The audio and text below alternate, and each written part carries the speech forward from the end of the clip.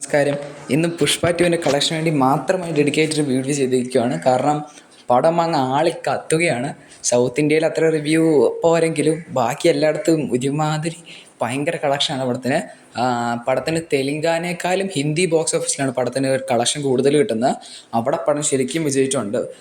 പടം ഇതുവരെ കളക്ട് ചെയ്തേക്കുന്നത് 830 കോടി രൂപയ്ക്ക് മേളിലാണ് ഇതുവരെ പടം കളക്ട് ചെയ്തേക്കുന്നത് പറഞ്ഞാൽ.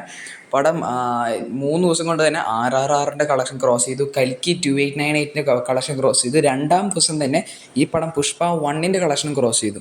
അപ്പം നിങ്ങൾക്കൊന്ന് വിചാരിക്കാമല്ലോ അതിൻ്റെ ലെവൽ എത്രത്തോളമാണ് ഇതിൻ്റെ കളക്ഷൻ കിട്ടുന്നതെന്ന്.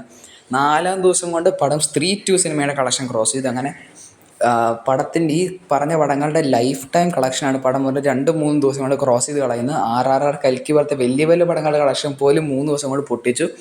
അതുകൂടാതെ പക്ഷേ ഈ കഴിഞ്ഞു പോയ തിങ്കളാഴ്ച പടത്തിന് ഫസ്റ്റ് ഡേനേക്കാളും കളക്ഷൻ കുറഞ്ഞാണ് വരുന്നത്. അതുള്ളൊരു കാര്യമാണ്. ഏകദേശം 50% ഡ്രോപ്പൊക്കെയാണ് മൺഡേ വന്നതെന്നാണ് ന്യൂസ് ചാനൽ റിപ്പോർട്ട് ചെയ്തേക്കുന്നത്. അതെന്തായാലും അങ്ങനെ ബാധിക്കുന്നുണ്ടെന്ന് തോന്നുന്നില്ല. ഇപ്പോൾ ഹിന്ദി ബോക്സ് ഓഫീസിൽ നിന്ന് മാത്രമായിട്ട് പടം 331 കോടിക്ക് അടുത്താണ് കളക്ട് ചെയ്തേക്കുന്നത്. ഹിന്ദി ബോക്സ് ഓഫീസിൽ നിന്ന് മാത്രം.